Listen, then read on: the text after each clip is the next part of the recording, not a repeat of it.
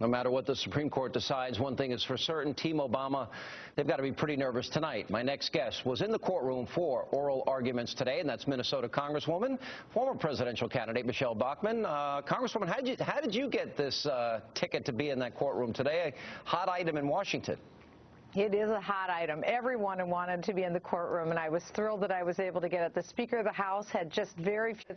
He gave me one of the tickets, and I was grateful that I could be there, particularly for that exchange from Justice Scalia, because ultimately Justice Scalia came down and said that as he sees this, when you remove the heart of a bill, which is the funding stream, the individual mandate, and you leave the insurance industry completely holding the bag on all of these very expensive requirements and then not allow them to raise rates, they will go bankrupt. And that's the issue that we're looking at here. This would be a forced collapse, and it would be just an economic disaster that would be wrecked across the United States. You know, there were moments yesterday and moments today where, I mean, you hear the term laughed out of the courtroom, where this literally happened. Now, yesterday the issue was whether or not this was a tax or a penalty.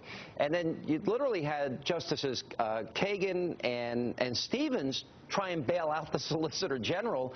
And then today it was Justice Scalia going on. Are you saying that you really believe the court's going to go through this entire 2,700-page bill? This is, you know, is this not totally unrealistic, was the phrase he used? And there was laughter in the courtroom. How bad was it, you know, while you were in there? Well, there was laughter, because what Justice Scalia brought up is, so if you pull out the individual mandate, the funding stream, the fact that just because we breathe as Americans, now the federal government will force us to buy an insurance product where they set the price, by the way. What he was saying is that he and his clerks will all have to sit around and look through the 2,700 pages and decide what stands and what falls. And they essentially said, thanks, but no thanks. And so it seems the better answer is either the bill will stand or the bill will fall. And it's clear 72% of the American people want this bill to fall. All right, let's go through just how bad this was at different moments between yesterday and today.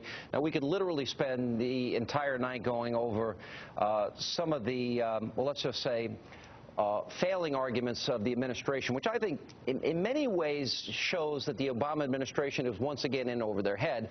But here's some of the highlights, and they had all this time to prepare and didn't come off very well. Listen to this. What happened to the Eighth Amendment? You really want us to go through these 2,700 pages? And do you really expect a court to do that? Or do you expect us to give this function to our law clerks? Is this not totally unrealistic that we're going to go through this enormous bill, item by item, and decide each one? Why do you define the market that broadly? Health care. It may well be that everybody needs health care sooner or later, but not everybody needs a heart transplant. Not everybody needs a liver transplant. That's correct, but you never know whether you're going to Could you define the market? Everybody has to buy food sooner or later, so you define the market as food. Therefore, everybody's in the market. Therefore, you can make people buy broccoli. No. So can the government require you to buy a cell phone because that would facilitate responding when you need emergency services? You can just dial 911 no matter where you are? No, Mr. Chief Justice, I think that's different. I don't think we think of that as a market. This is a market. This is market regulation. And in addition, you have a situation in this market not only where people enter involuntarily as to when they enter, and won't be able to control what they need, what they enter. But it seems to me that's the same as in my hypothetical. You don't know when you're going to need police assistance. You can't predict the extent to emergency response that you'll need. But when you do, and the government provides it, I thought that was an important part of your argument. You know, you listen to this about broccoli and about, do you really expect us to go through all 2,700 pages? And then Justice Kennedy, who's viewed as the swing justice, when he said, can you create commerce in order to regulate it? And then he spoke very specifically, Justice Kennedy did, about this dramatically altering the relationship between the people of this country and their government. Well, that's right. And one argument that the government was trying to make is that somehow health care is uniquely different. Government can force us from inactivity, not buying a health insurance, to making us buy one. And the point is, health insurance is not uniquely different. It's still an activity that some people choose to engage in, but 40 million people do not. And the premise was made that people don't buy insurance because they can't afford it. That's not true. There are people who just decide that they want to roll the dice and take their chances, that they won't need to have health insurance.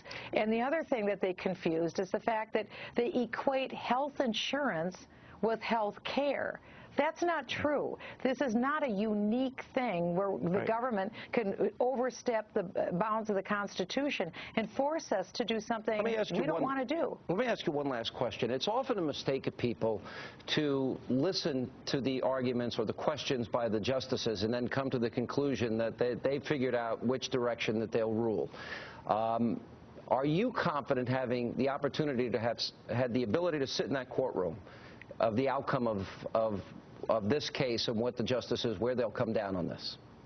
I wish I was. I'm very nervous because so much is at stake. Truly, the hinge of American history is going to change depending on what the outcome of this decision is. And very soon, the judges will lock themselves behind a door. They'll make this decision very soon, and then they'll assign the opinions. So this will happen very, very soon, and then we'll find out soon. All right, Congresswoman, thank you so much for sharing your experience today. We appreciate it. Thank you, Sean. And